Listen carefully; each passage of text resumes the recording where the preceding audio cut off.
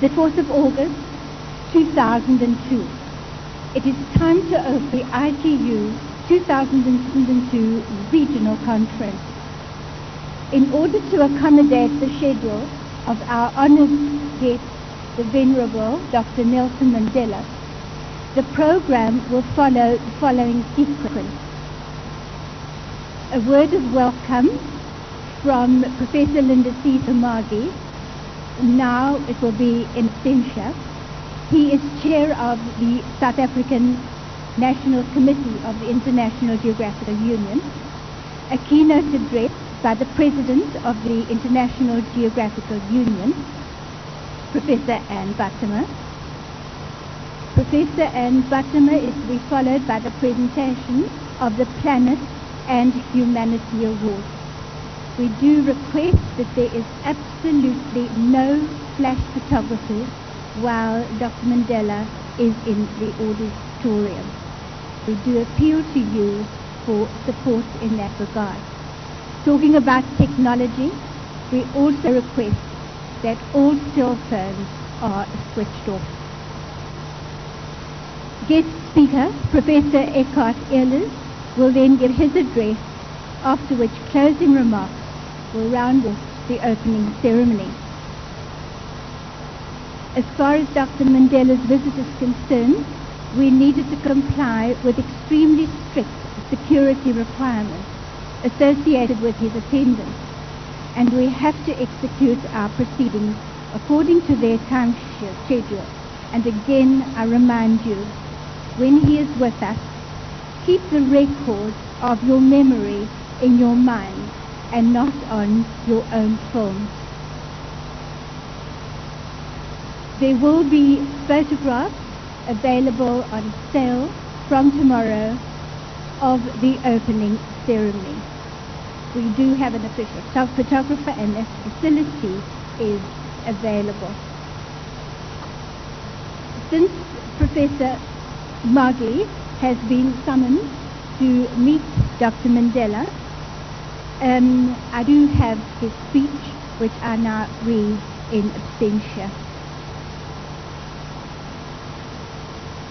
Professor Linda C. Magli welcomes the President of the International Geographical Union, Professor Anne Buttimer. The distinguished guest of honor and recipient of the Planet and Humanity Award, he is here, but you can't see him yet, Mr. Nelson Mandela. The Minister of Arts, Culture, Science and Technology, the Honorable Dr. Ben Ngubane. Please would you stand up to receive applause from the audience.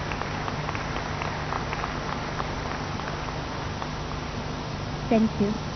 His Worship the Mayor of Attorney Unicity, Major Obert Schlabler. We welcome too, seated in front, the Executive Committee of the IGU.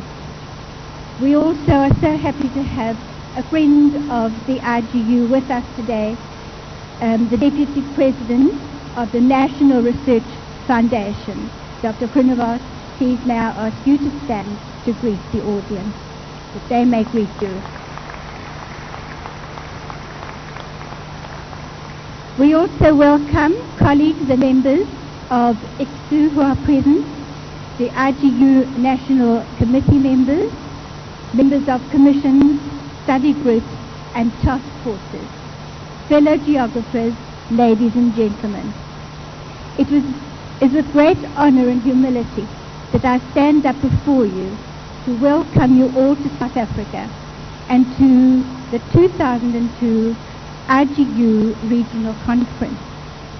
In particular, I would like to welcome the distinguished recipient of the Planet and Humanity Award, Mr. Nelson Mandela, the Minister, Dr. Ben Ngubane, and all distinguished guests from various scientific organizations. This welcome message comes with the belief that ex Africa semper aliquid novi. There is always something new out of Africa. This is very particularly true of this conference, in that it is the first to be held in Africa, south of the Sahara. It is the only IGU regional conference to have been upgraded into conference status. There are usually regional meetings. It is also one of the few that have attempted to get commissions and study groups to focus on the main conference rather than pre-conference meetings held elsewhere.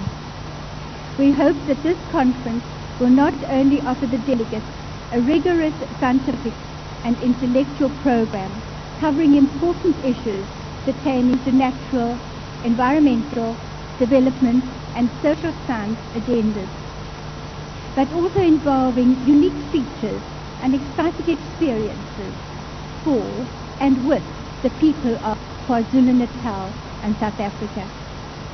We hope that every delegate from the world over, from the concrete jungles of New York, the icy slopes of Siberia, the misty lochs of Scotland, the swarthy jungles of Brazil and the Congo, and the mystique world of Beijing, will experience that which is unlike their daily world of existence, yet in some strange way represents images and landscapes of their mother country. For the South African National Committee of the IGU and the local geographical community as a whole, this conference is a symbol of true brotherhood, sisterhood, comradeship, and collegiality among geographers. This spirit of comradeship is embodied in IGU's medal called Planet and Humanity Award. The award is today fittingly bestowed on Dr. Nelson Mandela, Madiba, and for which we feel truly honored and exceedingly thankful. In the true idiom of Africa, we would like to say, you are truly welcome to the conference. Whilst in KwaZulu-Natal, do not only enjoy the conference business, but also the battlefield of academic debate, the beach, the birds, the bush, and the buzz of our beautiful city of Durban. From Linda D. Sumagi, you are welcome. Honorable Dr. Nelson Mandela, Madiba, your gracious acceptance of the invitation extended to you by South African geographers many months ago has elated us. It has inspired us as we prepared for this event. The suspense is over. We can contain our excitement no longer, and I call upon Professor Linda C. Sumagi, our leader in this venture, to welcome you. Thank you, Master of Ceremonies. On behalf of the International Geographical Union, the South African National Committee, and the local organizing committee, the International Geographical Community, as well as the African and Southern African geographical communities. In particular, members of the national committees, commissions, study groups and task forces of the IGU, we would like to heartily welcome you, Madiba, to the 2002 IGU Regional Congress, which constitutes the main and important gathering of international scholars of geography. The IGU is extremely appreciative and humbled by taking your time off from your busy schedule to be with us today, as well as grace this auspicious occasion. The IGU is also exceedingly happy and feels honored by your willingness to accept the Planet and Humanity Award, which will be awarded to you shortly. We are fully aware of your tight schedule and appreciate that you will be unable to stay with us for much longer. We nonetheless applaud your presence as well as willing to be with us today. Madiba, in the African idiom, we say, Ugwala, Ugwanda, Gwaliwa, and Hagat. Thank you for being with us. You are welcome, Madiba. Madiba. I have invited Professor Anne Buttimer, President of the International Geographical Union, to invite Dr. Nelson Mandela to come forward to receive the Planet and Humanity Award.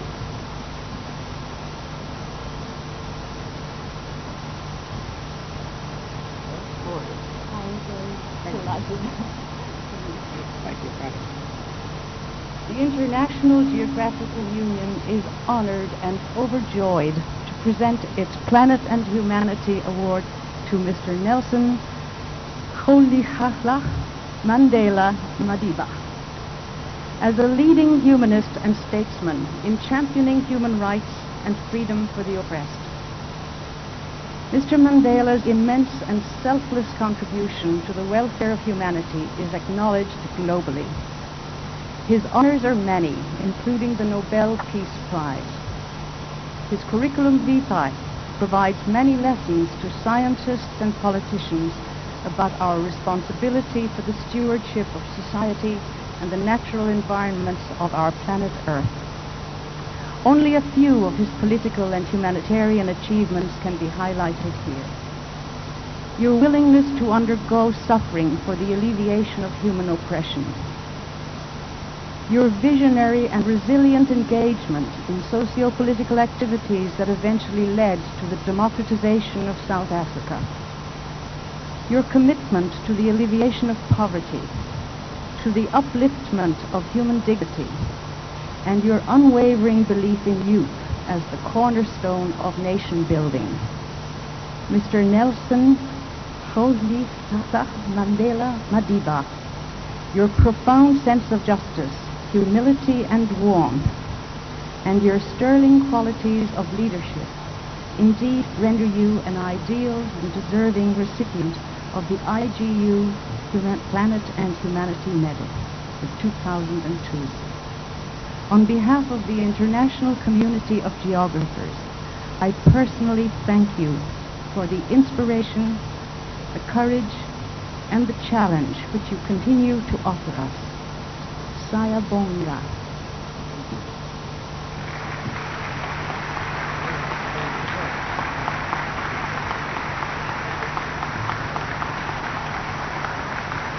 Anne Buttimer, I now invite you to address this gathering of geographers and invited guests in your capacity as President of the International Geographical Union.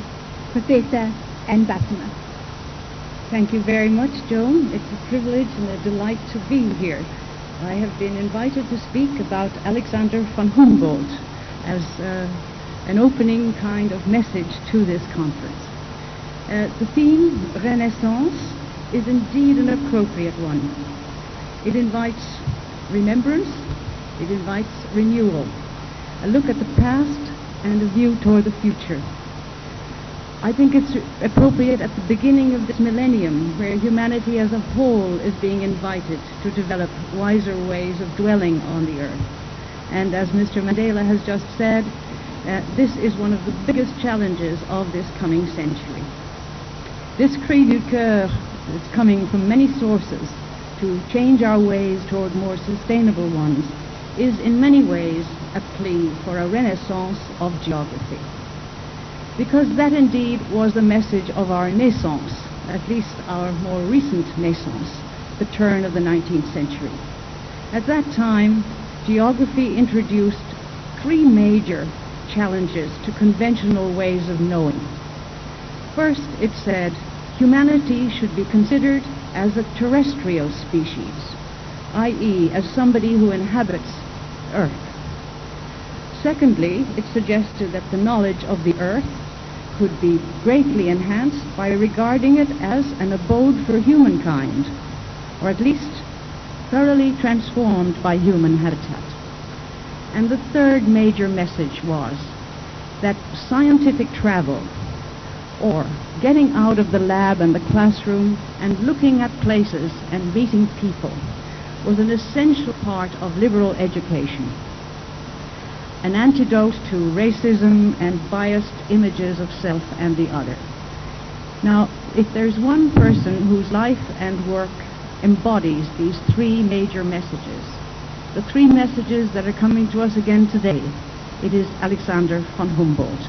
And it's some glimpses on his life and work that I wish to do today. It is, I think, a message which calls for a remembering of the limbs of the geographic effort, however impossible a dream that might be. Alexander von Humboldt has recently been crowned as the origin of a thing called Humboldtian science, a picture of which I have here in front of me. It was an effort to look at global patterns of health and disease, of flora and fauna, of livelihoods and potential, and it, through the use of clever graphics, placed phenomena in their geographical context. I picked this particular little window off one of the maps of health and disease because it claimed that at least 180 years ago, South Africa was one of the healthiest places on the surface of the earth. A challenge for Humboldtian science among you today. Moving quickly, I think it's with the mouse, yes? Technician? I thought it was with the...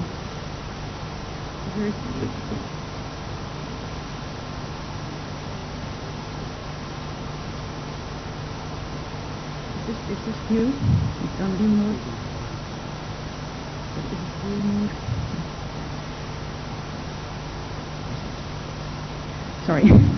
Alexander von Humboldt, born in 1769, very wealthy parents in Berlin.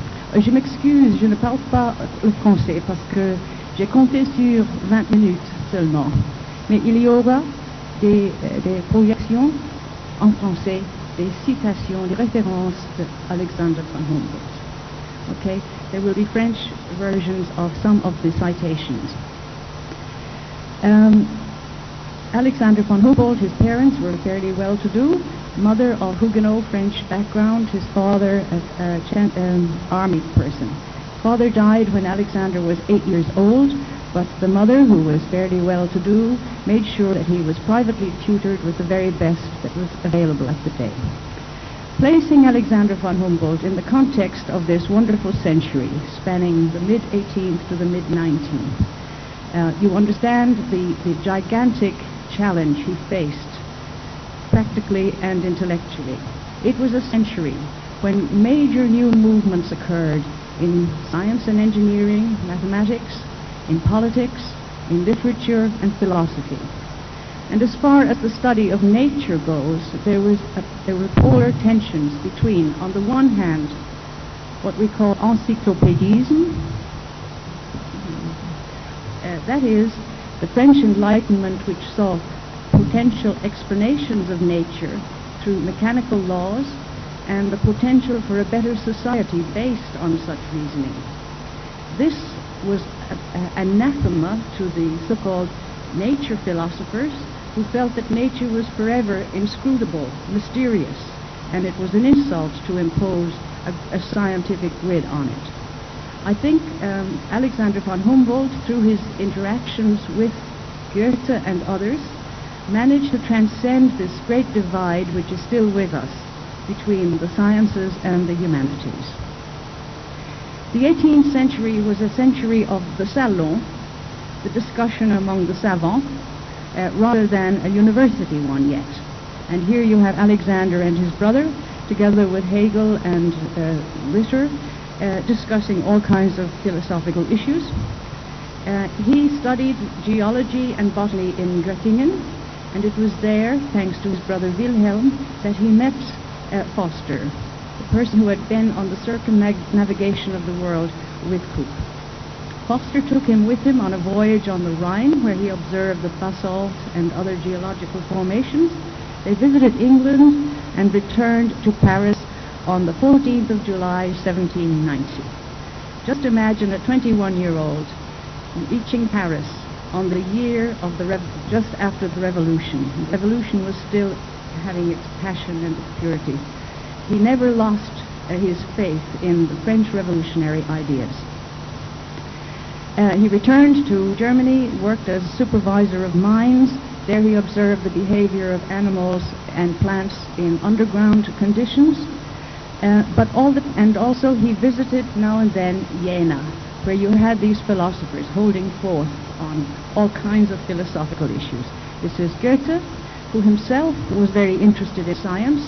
He in fact had studied botany and physics. Goethe said that it was Alexander von Humboldt that awakened his interest in science from its slumber. And he wrote to Schiller saying, "I can't tell you how much I have learned from my conversation with Humboldt." Schiller, however, holding forth here, had very little time for Humboldt. He said he has a small-minded, restless vanity in his whole work.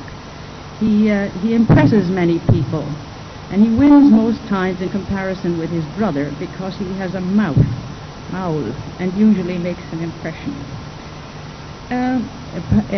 Humboldt returned to Paris, where Quartier Latin, where his brother had an apartment. He met there Bonpland, Aimé Bonpland, a physician who traveled with him to the Americas. And it was from these journeys in America over 200 years ago that most of the data was gathered underlying his famous cosmic work. He said of this situation, "Having to sleep for 4 months in forests surrounded by crocodiles, anacondas, jaguars who attacked the canoes, despite all these troubles," he said, "my health and my mood have clearly improved since I left Spain. The tropical world is my element. I have never been so consistently healthy as during these last 2 years." But he said the purpose of his voyage wasn't just to experience the tropics. It was to study. He described the agenda. "I shall collect plants and fossils and make astronomical observations with the best of instruments. Yet this is not the main purpose of my journey. I shall endeavor to discover how nature's forces act upon one another and in what manner the geographic environment exerts its influence on animals and plants. In short, I must find out about the harmony in nature." So that was the whole purpose of his great monumental work, Cosmos, which took him nearly 30 years after returning from the tropics. He did, I don't have time to go through all his voyages, but it's tremendous journeys equipped with the most modern of instruments. And he made many discoveries on oceanic currents, on volcanic activity, on resources, and so on. But his instruments were the most modern available in the day. The characteristic of his work was that he tried to place individual observations into larger patterns, currents, and so on. But all the time he thought of how to explain these things. And he said, all the time during the topics, he thought of Goethe, and said, "In the Amazon forests and on the peaks of the Andes, I had the feeling that the same life infiltrates stones, plants, and animals, as well as the swelling breast of humankind, as if animated by a single spirit from pole to pole. Everywhere I think of Goethe." Now, Goethe's approach to science was one that looked at the process of metamorphosis. Goethe had written in 1795 a work called The Metamorphoses of Plants. And this was the frontispiece of that book. It symbolizes the right of Orpheus, that is, the humanist, to unmask the secrets of botany, the secrets of nature. And in his, one of the secrets of the Goethe way of science was to look for the element, the fundamental element which could explain the whole. And the leaf, buttercup leaf, is the one that symbolizes that. The characteristics of Goethe's way were distancing from this great debate between encyclopedism and Naturphilosophie, transcending the split of subject and object, an emphasis on metamorphosis as an essential quality of life, and that the world was the expression of a universal idea. Now, this is a stark contrast to the Humboldtian science approach. When Humboldt wrote the first version of his Geography of Plants, Essai sur la géographie des plantes, he sent it to Goethe. And Goethe wrote back and said, thank you, I have read the volume several times, and I have tried to imagine a landscape myself, putting the heights of the European and American mountains sketched side by side. Snow lines and vegetation are also sketched. And I send you a copy of this sketch and ask you for your comments. Humboldt didn't reply, but it's very clear that this sketch by Goethe must have inspired his own way of depicting the geography of plants.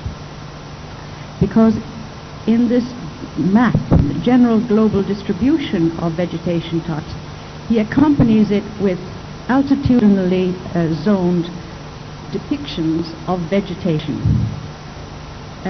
For example, on these simulated hills, Chimborazo, Cotopaxi, and some of the others, he sketched the distributions of different vegetation types by altitude. And in addition, the particular kinds of animals and ways of life that are characteristic of these. This is the zone between the equator and 10 degrees north and south.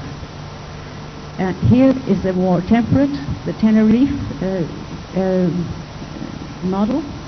Here then is the Himalaya, the Asian pattern, which is much more complex, much higher, and finally the contrast of the New World and the Old, Alps and the Lapland. These invitations to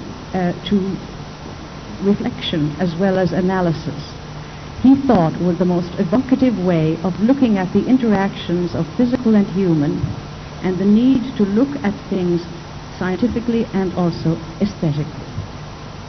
He did many other things while he was in the New World, among them looking at ways of life and the cultural diversity of the people of the Andes. And he had much to say about Eurocentrism and racial bias in the way the peoples of the world had been described.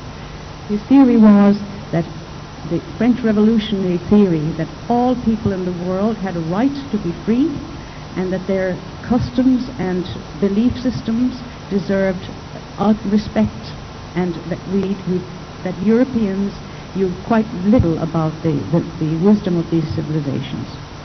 He climbed Chimborazo. He thought he had climbed the highest mountain in the world until somebody topped Mount Everest.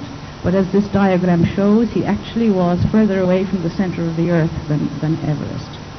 Mount Chimborazo was the mountain on which past President Bruno Messerli and others planted a plaque celebrating the year of the mountain 2 or 3 years ago on Chimborazo. But it was this diagram, only faintly discernible here, that became the template of Humboldt's entire effort at showing the interactions of things. On this diagram and on the altitudinal belts at both sides, these are the kinds of things that are depicted. Vegetation, animal life, geological formations, cultivated crops, air temperature, perennials, snow line, chemical composition of the atmosphere, etc., etc. Many, many dimensions, and seeing how they were interacting with each other. And he said, "This tableau summarizes all the research which I have conducted in the course of this excursion to the tropics.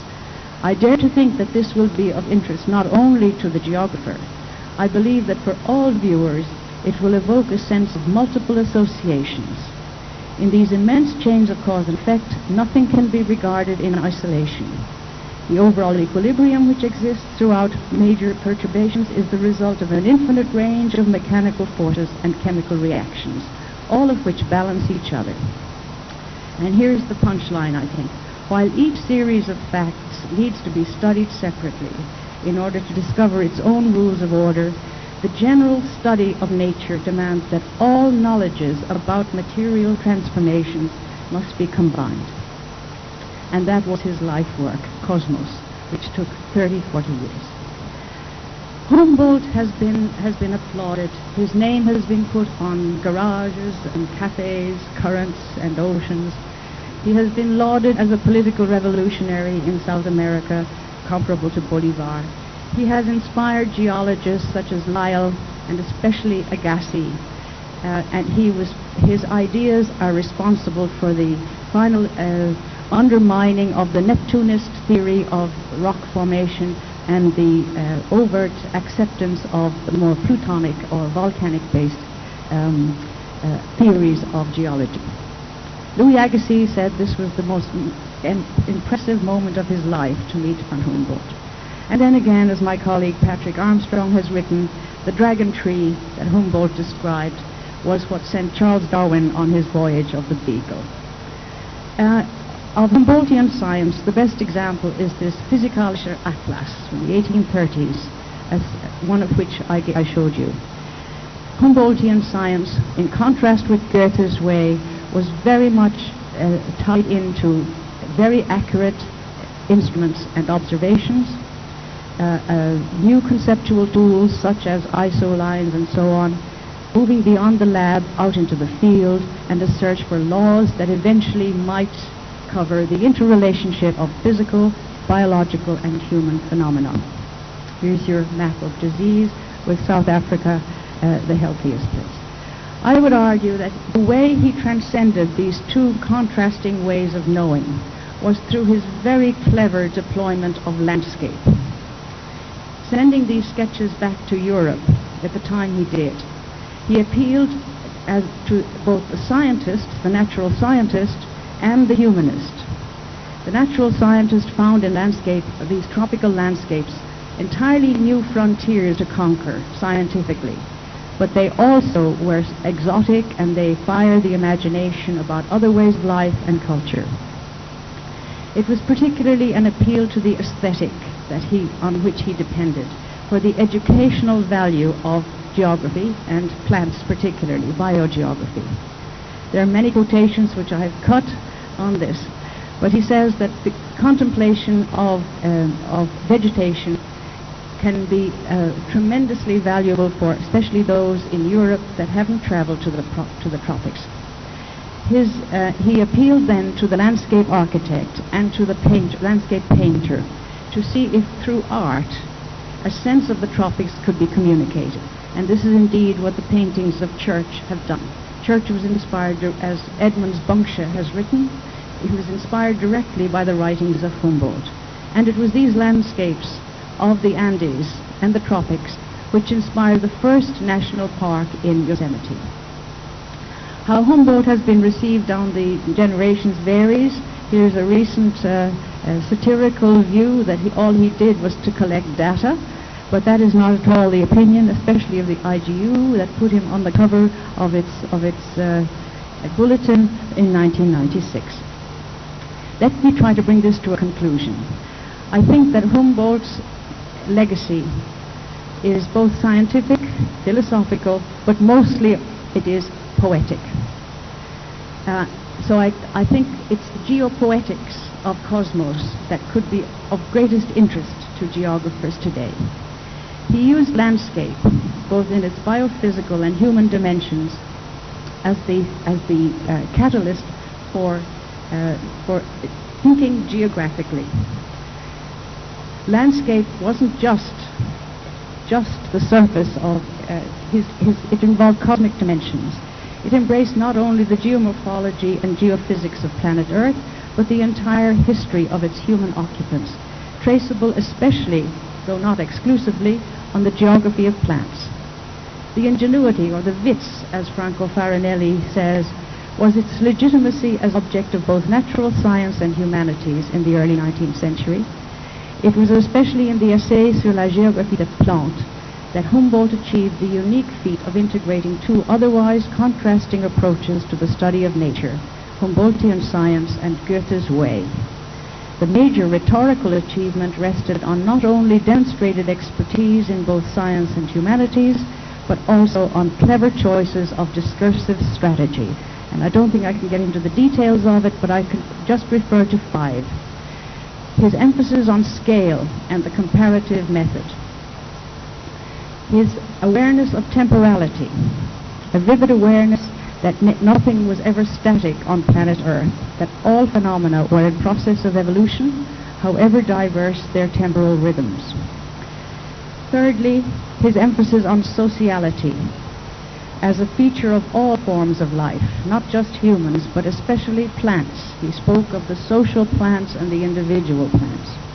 But especially he emphasized the need to not judge other cultures in the categories that one brings from one's home culture.